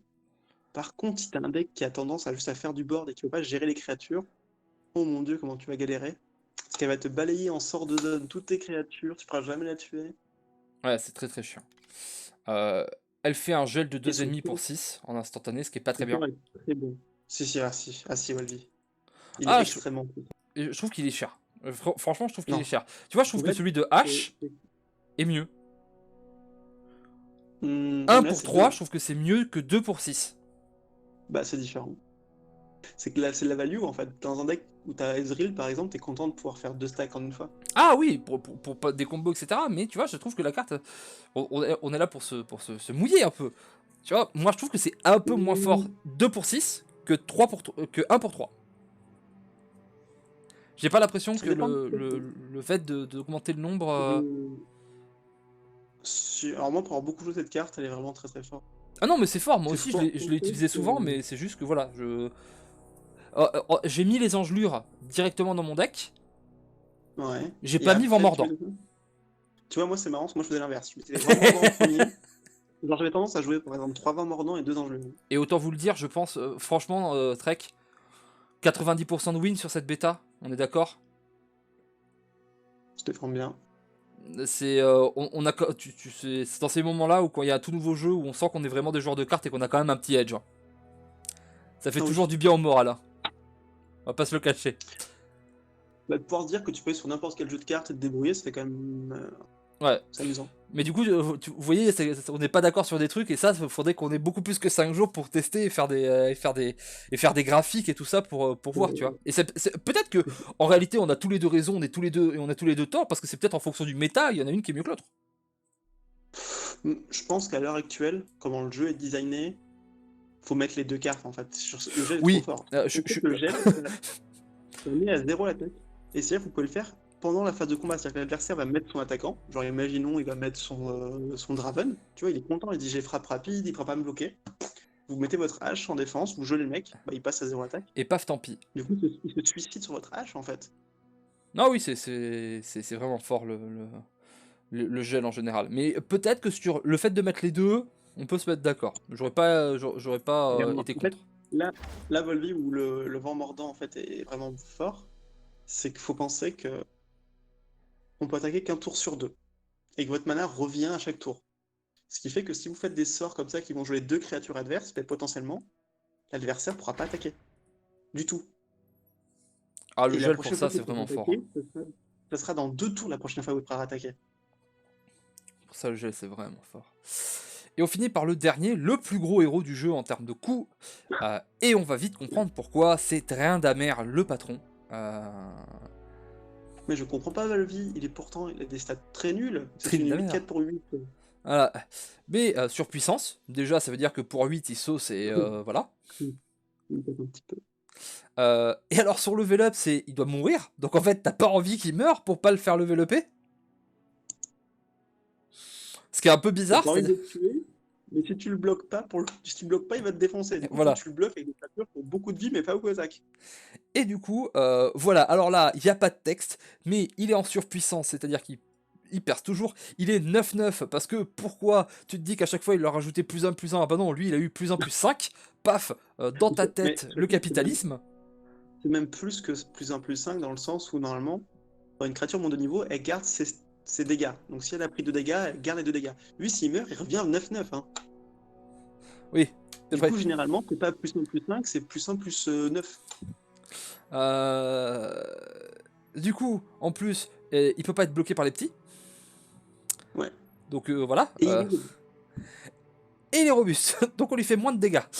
Ah Tryndamere, il est là pour finir les games. Il est pas là pour dire genre vas-y, on discute, on fait des cookies. Non, Tryndamere, il est là, il casse des culs et puis c'est tout. On l'appelle aussi le meilleur ami de Thresh. Oui. Ou du gros sort à 12 qui invoque des trucs. Voilà. Oui.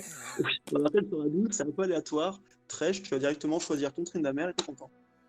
Et tu sauces, et tu sauces, et tu sauces. Et son truc est pas si mal quand tu joues Tryndamere, parce que c'est la vague de violence de Tryndamere. C'est un instantané pour 8, ça coûte une giga blinde, mais c'est plus 8, plus 4 à un allié. Et c'est plus 8, C'est plus un peu 4 fort. qui reste. Ouais, c'est très fort. En Pour une fait, créature qui a surpuissance, ça va être violent, mais pour moi, ça coûte trop cher. on mettrait pas la carte de base dans un deck, je pense. Mais là, Ouais. quand c'est ton truc de plus de Tryndamere, ça veut dire que t'as déjà un Trynda qui doit être 9-9 sur le terrain. Et lui dire, tiens, gros, t'attaques à 17, moi j'aime bien. C'est un peu overkill, parce que généralement, quand t'as ton Tryndamere sur la table, ça va aller. Ouais, mais il y a quelques fois, tu vois, moi j'ai eu des 10-10 en face qui m'embêtaient. Bah quand en Ouais, non. instantané j'ai fait, tiens, regarde, il a 17 d'attaque, ah ça a moins Parce que claqué du moi, boule. nous, ce qui se passait, c'est que ton Tryndamere, soit l'adversaire joue un deck contrôle, auquel cas il va pouvoir gérer ton Tryndamere, peu importe son nombre d'attaques, soit il joue un deck qui a pas de gestion, et dans ce cas, tu lui casses la gueule. Ah c'est Mais sûr, après, c'est vrai qu'il faut penser que, par exemple, ça peut contrer le gel. Si l'adversaire vous gèle et qu'après, vous faites le plus 8, plus 4, vous allez quand même saucer, du coup. voilà, je trouve que c'est bien, ça va bien avec lui en fait. La carte en Oui. elle-même serait nulle, mais là ça me semble correct. Ah bah, clairement, c'est une carte. L'augmentation des stats avec le surpuissance, c'est toujours très bien. Forcément. Et du coup, on va finir avec Demacia. Ouais. On a donc Lucian, Lucian qui coûte 2, frappe rapide. 3-2 pour 2, frappe rapide, c'est très très bien niveau stat. Très très bonne stat. Quand on a vu 4 alliés ou Senna, Sentinelle de la Lumière, qui est cette carte là, qui elle fait des trucs avec lui et qui coûte 3 et qui du coup peut se curver sur lui. Et qui est une Senna tête qui 2 est là, frappe rapide. qui est très bien. Je pense que Senna, c'est une des meilleures créatures aussi. Oui, je suis assez d'accord. En début de partie, un allié comme ça, 4-2 frappe rapide pour 3, bah oui. Peut-être que même si tu joues pas Lucian, tu joues quand même Senna. Euh, En démassé, c'est possible. vous la flippez et ça devient une 4-3 double frappe qui dit la première fois qu'un allié meurt à chaque ronde, préparez votre attaque. Donc en gros, c'est une 4-3 double frappe qui dit si l'adversaire part la première attaque et me tue quelque chose, ou si je réussis à me tuer quelque chose tout seul, j'attaque une deuxième fois. Ouais. Tu peux avoir des synergies assez incroyables avec ton deck où tu sacrifies tes propres créatures. C'est... Wouah, ça sauce en aggro, ça coûte 2 ce bidule. Et en plus,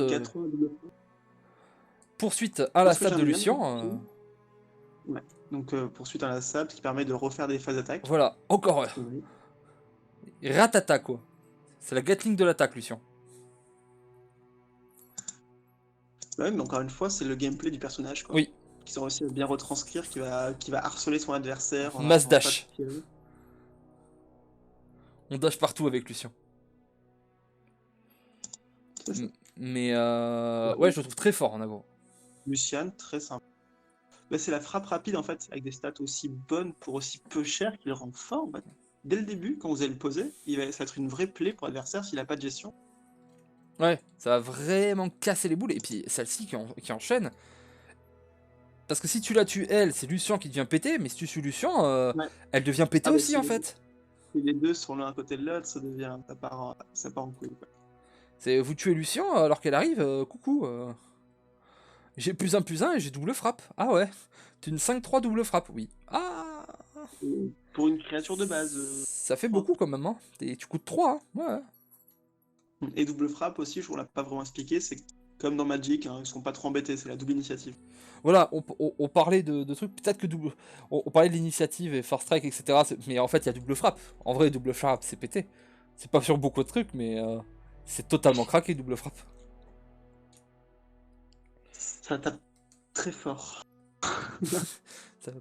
Coucou, quoi. À double init, à. En fait, contre les créatures, c'est rarement utile dans le sens où généralement l'initiative suffit. C'est quand tu fais d'attaque directe que ça prend tout son sens. Quoi, oui. Quand elle fait pan 5, comment ça j'ai 20 PV, oui, ça part vite. Moitié. Si vous jouez à Magic, une carte à 5 d'attaque double init, ça doit coûter une tétra blinde. Ouais. Mais une Ah oui. giga tétrablinde. Ouais, généralement, on m'a dit qu'une double initiative, pour 2 d'attaque, ça va coûter 4. Oui, Ou c'est pour ça. 2 attaques. Et là, pour 4 d'attaque, il coûte 2, Luciane, Ouais. quand il est transformé. Fiora. Fiora, elle est 3-3. Elle a Challenger. Donc vous choisissez qui la bloque. Quand elle a tué 2 ennemis, elle se transforme. Fiora, transformée, elle est 4-4. Elle dit quand j'ai tué 4 ennemis, donc 2 de plus, vous remportez la partie. Hein? Il y a écrit vous gagnez sur la carte. Qu'est-ce qui s'est passé Ils ont pensé à faire une condition de victoire alternative, c'est assez beau. dès le set de base? C'est bien, ça montre qu'ils sont pas fermés à l'idée, quoi. Et en plus, c'est une condition alternative qui est jouable. Bah, en fait, ils l'ont pas nerfé en termes de stats. C'est une 3-3 Challenger pour 3. Parce qu'il faut qu'elle tue des ennemis, mais elle va pouvoir choisir ses blocages. Du coup, ça peut aller très vite. En fait, normalement, à chaque tour, elle va tuer quelqu'un. Il faut juste qu'elle reste en vie. Et c'est pour ça que tu auras tout le support pour jouer avec, pour la Voilà. protéger. Autant vous le dire, mon fameux deck paladin, c'est lui mettre bouclier divin sur elle et dire vas-y, va au charbon. Va te battre. Et on n'a pas l'impression, mais ça va très vite, quoi. Parce que comme Ouais. tu l'as dit, quand elle se transforme, en fait, elle garde souvenir qu'elle a tué 2 personnes déjà. Du coup, il faut juste en tuer 2 de plus. Et puis en plus, vous avez plein de trucs qui disent vous battez, par exemple. Tu vois? Ah non, c'est pas ça. Bah, Ça c'est la riposte, mais il y a une autre carte, je sais plus, elle coûte 2 oui. et qui dit vous battez avec quelqu'un. Elle coûte 3, c'est une carte de Fura aussi, enfin c'est l'image de Fura dessus. Oui, C'est le combat singulier. combat singulier, c'est ça. Un allié et un ennemi se frappent mutuellement. Pour 2, t'as raison par contre. Elle coûtait bien 2. Et ça coûte 2. Parce que celle de Draven, elle coûte 3, mais par contre, c'est que l'allié qui frappe. Ouais. Mais voilà, Mais ça entre manque ça, de Fura. celle de Draven, si vous jouez avec Draven par exemple, moi c'est pas le choix que j'ai fait dans mon deck, j'ai préféré plus protéger Fiora que lui donner plus de trucs. Ouais. Normalement, on joue avec Yona pour la protéger. Mais ça peut aller très très vite en fait. Et alors je vais enlever les héros parce qu'il faut que je monte cette carte du coup. Et ce sera une des cartes tout en bas, je vais vous montrer. Le jugement dit le Ah oui. Demacia pour 8, un allié combattant frappe tous les ennemis au combat. Donc en fait vous dites à Fiora, vas-y tape tout le monde. Et potentiellement vous tuez vous tuez 2 mecs ou 3 mecs, paf vous gagnez la game. Oui. Ça, c'est incroyable ça. Coucou. Qu'est-ce qui se passe? En fait, ce qui est marrant, c'est qu'ils ont fait un jeu où les cartes de fin de partie ont tous des effets mais incroyables. Quand vous arrivez sur les tours 8-9, vous savez qu'il y a un des 2 joueurs qui va jouer une carte Game Breaker. Ah ça se... Pour l'instant j'ai pas vu une seule fatigue. Hein. Et quand je dis j'ai pas vu une seule fatigue, même en contrôle versus contrôle, j'ai pas vu un deck passer en dessous des 20 cartes quasiment je crois. Ouais, c'est bon, j'ai perdu une partie à la fatigue. Ah t'as perdu une Parce partie que à la fatigue. une de mes cartes préférées, c'est une créature pour 8 qui te meule de 5 et Ah qui oui, fait des mais... dégâts en fonction des sorts. Et du coup, j'en ai joué 3 dans la partie, bah, ça commence à faire beaucoup. Ouais mais c'est parce qu'il y a eu de la meule. En fait, c'était 2 decks contrôle contre deck contrôle, mon adversaire soigné, et moi je faisais pas assez de blast. Je piochais jamais mes Ezreal pour le finir. Non mais vraiment sympa le fait d'avoir ça. J'aime bien le côté un petit peu Exodia, c'est cool. Dès le début, on te dit... La plupart, elle est pas pétée, parce que ok, elle a une condition, mais elle est assez compliquée à mettre en place, vu qu'il faut mettre beaucoup de Ah, synergie faut autour. jouer autour Faut de qu'il y ait Fiora. une C'est... synergie pour elle. En fait, tu joues plus une partie du tout pour essayer de faire des dégâts ou pour gagner le board ou faire des... Non, t'es juste là pour dire Fiora, elle tire debout, elle tue des gens. Après, sinon, en elle-même, c'est une carte ok, hein, même si tu joues pas autour. Hein. Genre une 3-3 pour 3 Oui, Challenger, parce que tu vas avoir des bonnes créatures à côté qui vont faire des choses, tu vois, mais il y a sûrement des mais parties bon, où tu vas être... généralement, Bon, généralement, t'espères un peu mieux des champions quand même. Parce que globalement, les champions sont clairement meilleurs que les cartes normales. oui. Et tous tes Du coup, supports et tous t'espères tes un peu plus. boucliers, etc., ils vont tous partir pour Fiora. Ouais. En général, c'est ça. Du coup, Lux, elle est 5-3. Quand elle vous a vu lancer au moins 6 mana en sort dans un round, ce qui se fait des fois avec un sort, elle se transforme. Elle est 6-4. 6-4, c'est pas mal. Elle a barrière, de base. Mm. Voilà. Oui, mais bon, Euh, vu que ça veut dire qu'un tour barrière, c'est. Ouais. Et quand elle attaque, elle crée un éclat final fugace dans la main. Et l'éclat final, c'est vous affligez 6 points de dégâts pour 6. C'est Donc, rapide, c'est aussi voilà, un mot-clé, enfin, c'est pardon, sur un puissance. sort, c'est des mots-clés.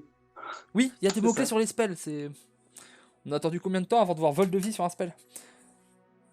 Voilà. Au début, c'était écrit sur la carte, puis après, ils ont enfin décidé de le mettre en. Oui, on peut faire ça. C'est c'est possible. Mais attendez, c'est notre jeu de cartes, on peut faire ce qu'on veut. C'est incroyable. Euh, Oui, ça fait le taf. Même si Ce qui c'est un m'embête, moi, Timo c'est qui vous embête, qui est de 2, bon bah. que. Son luxe, son principe, c'est de lancer des Kamehameha à tous les tours, quoi.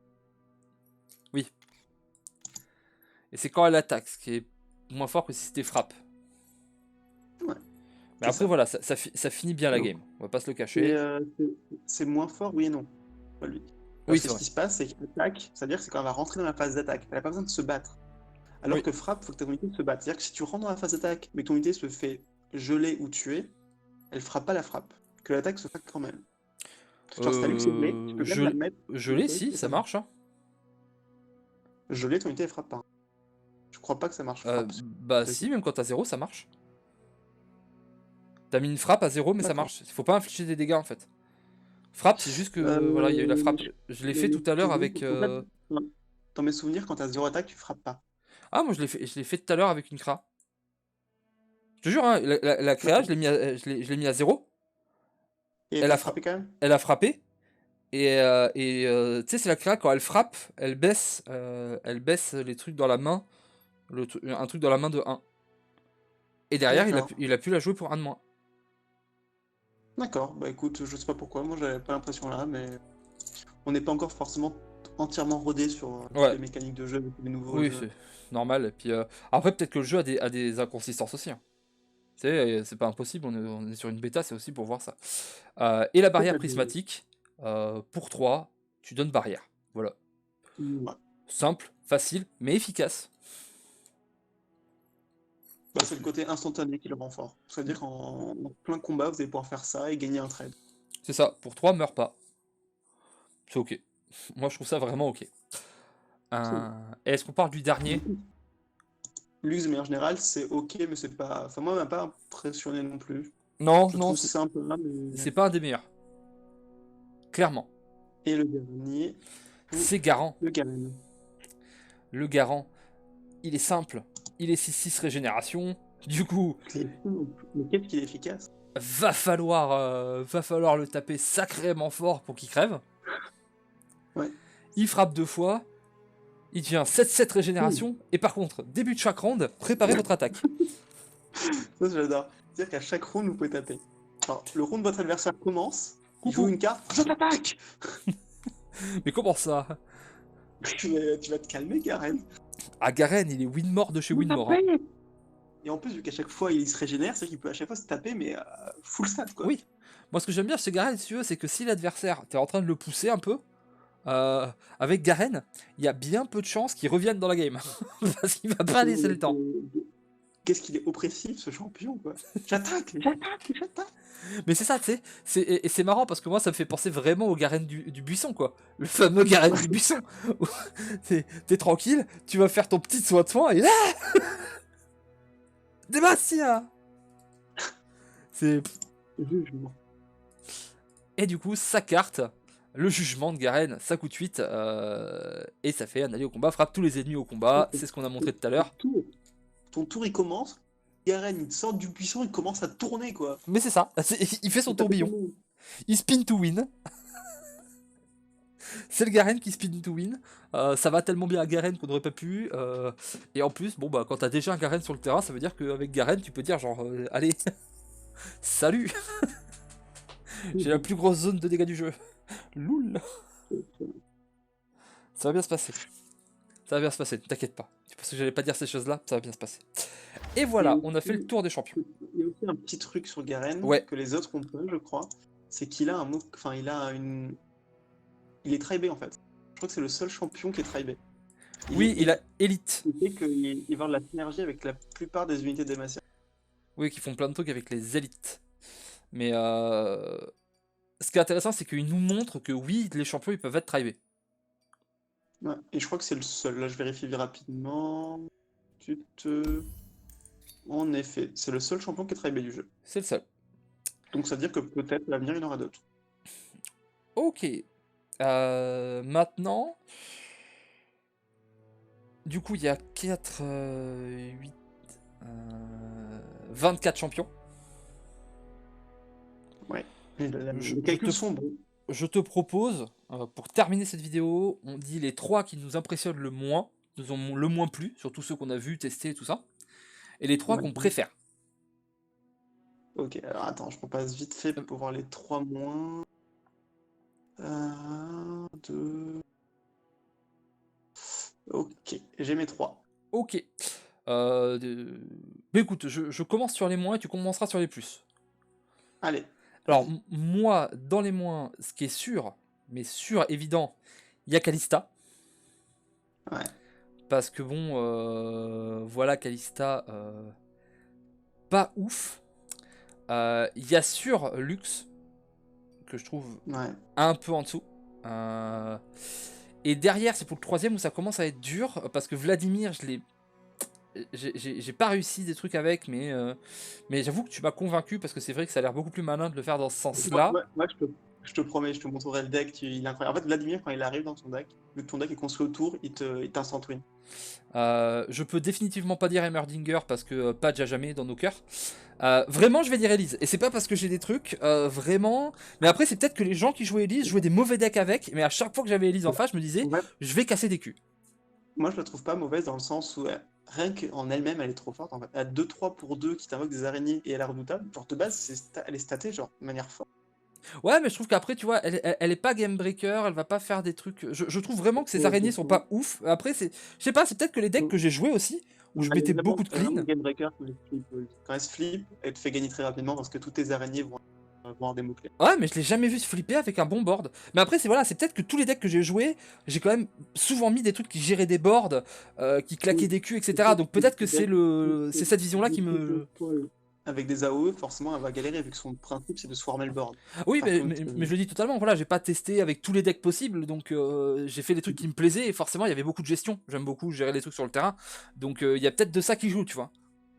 je te comprends. Mais et pareil, tu vois, Alors, je trouve que au niveau du design de la carte, pour moi dans ma tête ouais. quand je jouais Elise dans League of Legends, c'est pas euh, c'est pas genre je fais une swarm d'alliés, etc. Pour moi, elle a des araignées, des machins, mais c'est surtout j'ai un double kit, je fais plein de choses et j'ai pas l'impression qu'elle fasse plein de choses en fait. Il y a des champions qui font plus de trucs alors que c'est un des persos avec le plus de sorts. Donc j'ai moins le feeling, tu vois. D'accord. Alors, du coup, moi, mon top 3 des ceux qui m'ont moins convaincu va ressembler un peu au tien, parce qu'en effet, je mets Kalista vraiment de loin la pire, Ouais. parce que je trouve qu'elle fait vraiment rien. Elle est trop compliquée à mettre en place, et elle fait rien, en fait. Et même quand elle est transformée, c'est pas si fou. C'est trop dur. Ouais. Après, je mettrai Lux aussi. Ouais. Pareil.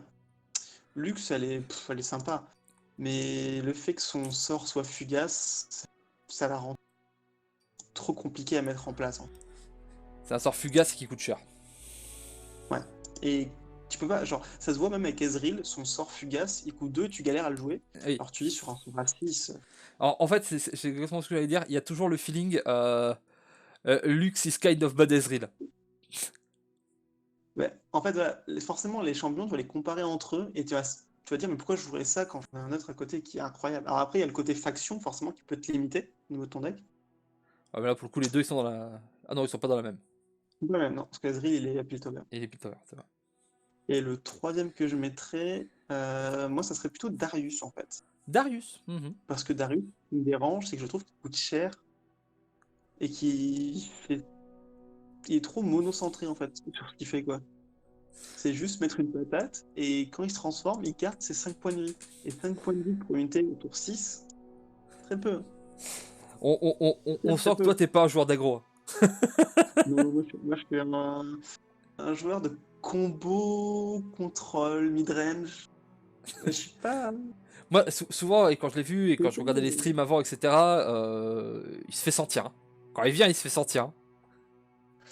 Bah, ouais, mais pour moi, ça manque de texte en fait. Tu vois, genre, ma carte, c'est la zéro Oui. texte, ça m'embête.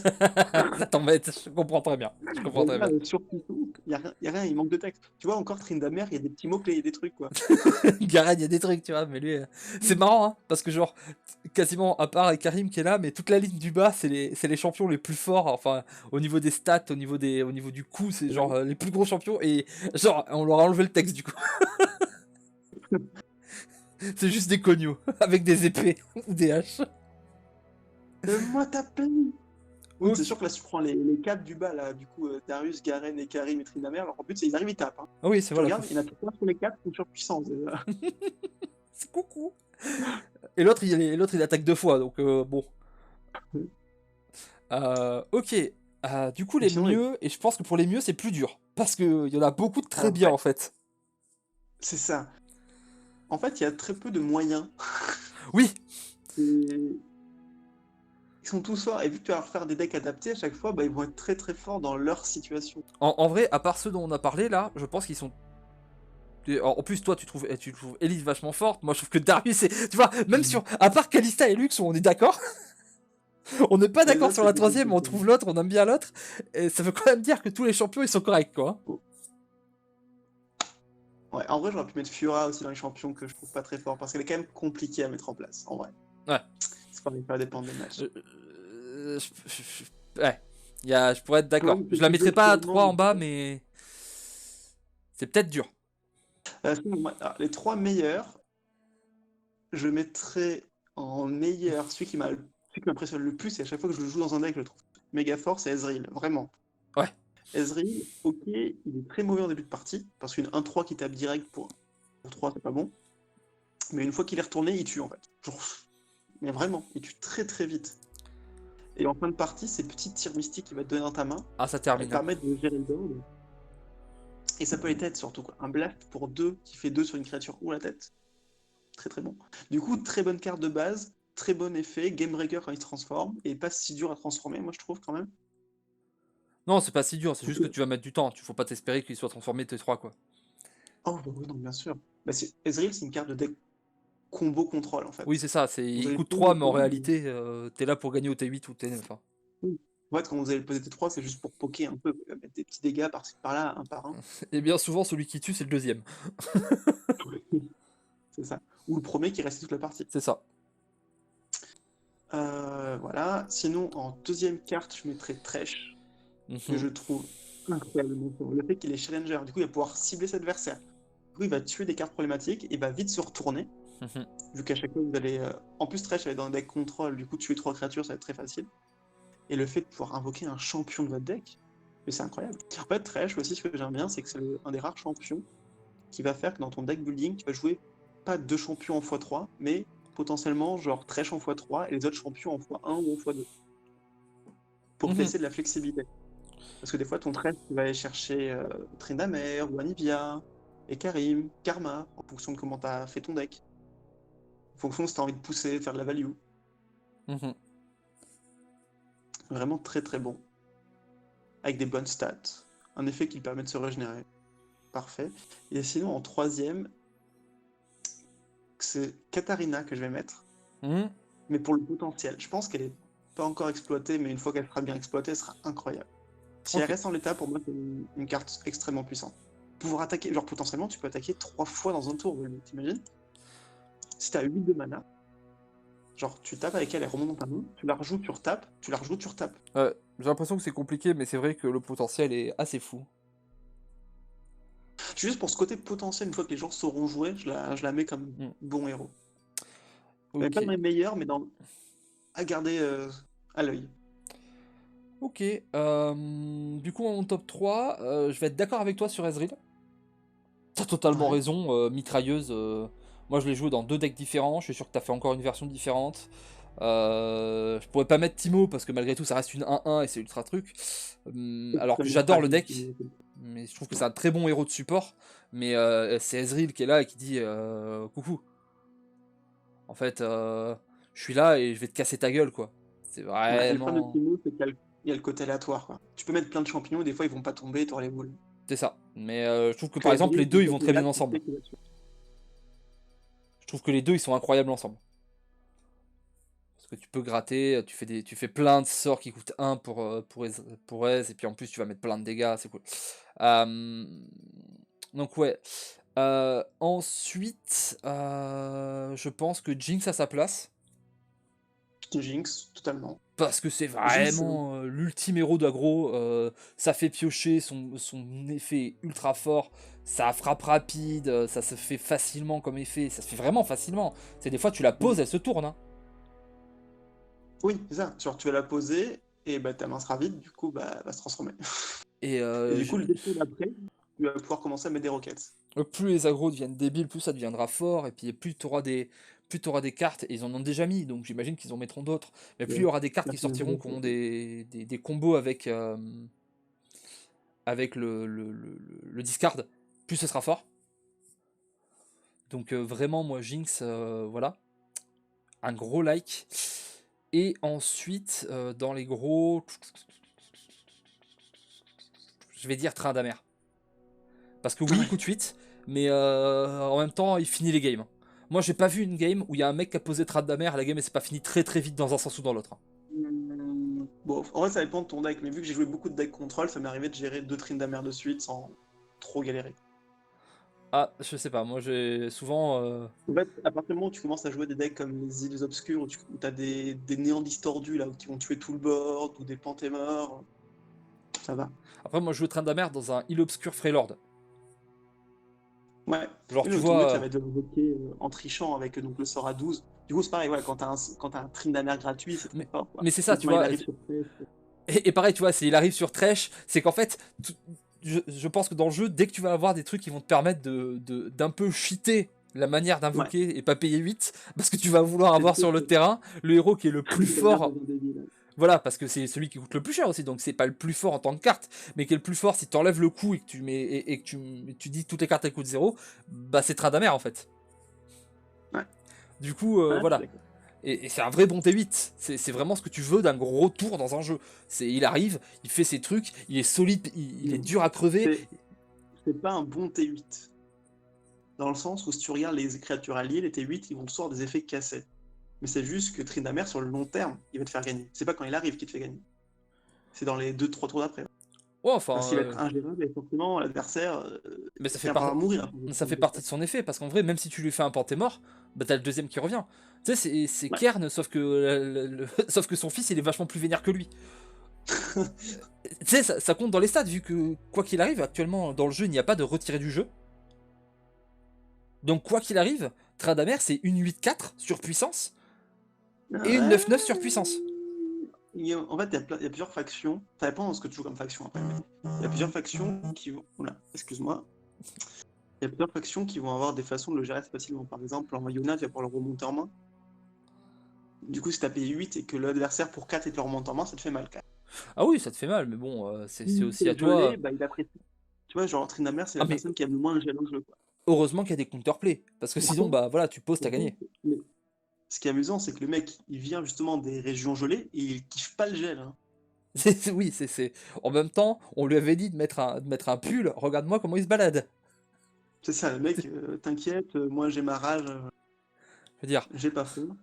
Anivia, c'est un phénix, ok, tu vois. H, bon, elle est à moitié à poil, ok. Et Braum, il est... Putain, mais qu'est-ce qu'ils ont dans cette région à tous être tout nus dans le Bah, froid? après, H, ça dépend. Si tu regardes sa deuxième version, elle s'est habillée quand même. Oui, Ça montre que quand elle est mieux habillée, elle se défend mieux. oui, c'est ça, c'est que là, elle est plus genre, oh loloche, YOLO, je suis un peu sexy, je porte des bas, j'ai un décolleté. Bon, là aussi, mais moins, tu vois, elle a mis une écharpe. Même Elle a que mis une Brom, écharpe et une il cape. exagère, hein. Brom, c'est comme Tryndamere, c'est t'aimes mes muscles, j'ai pas Braum, il froid. exagère de ouf. Braum, surtout sur la deuxième, il exagère de ouf. Et là, genre, vas-y, moi je m'habille avec des poros, c'est parti. Bon, on va finir sur cette moustache.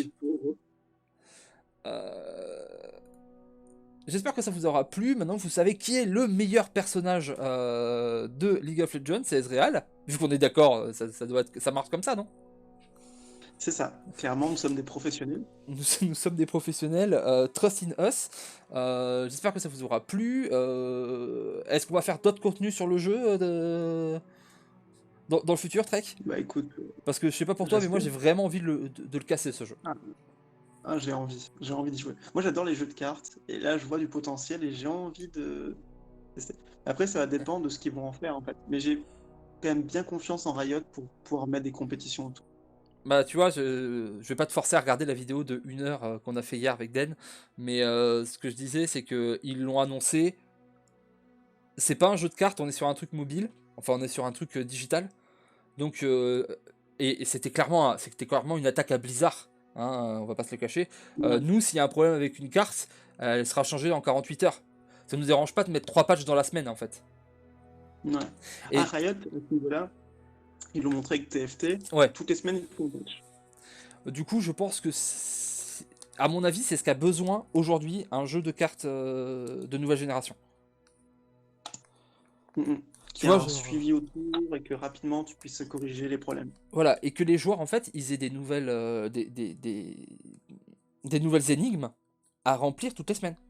Enfin, pas toutes les semaines forcément, mais quand t'es un joueur de cartes, ce que t'aimes bien c'est solve les méta. Si le méta t'en as un tout différent toutes les semaines tu dois solve un nouveau méta, et c'est cool. Et ça veut dire que les meilleurs joueurs seront mieux parce qu'ils sauront faire des decks. Ça avantage les deck builders, et je pense que dans cette ère de la robotisation du joueur de cartes et on joue tous le même deck et on le copie sur internet et t'as beau être le meilleur deck builder du monde, ça ne marche pas, bah c'est sûrement mieux. Du coup, voilà, je m'attends à Ouais. beaucoup de bien pour ce jeu s'ils font ce qu'ils ont dit. S'ils font ce qu'ils On ont va dit, vous attendre. aurez masse vidéo, stream, etc. Parce que ce sera un très bon jeu. Voilà, on vous fait des bisous. Des bisous, les gens. On vous souhaite de récupérer une bêta, parce que c'était cool. Le jeu revient en novembre, et du coup on se retrouvera sûrement là, et sûrement avant pour du Hearthstone, parce qu'il va falloir dire des choses. Ah, salut les petits amis. Ciao.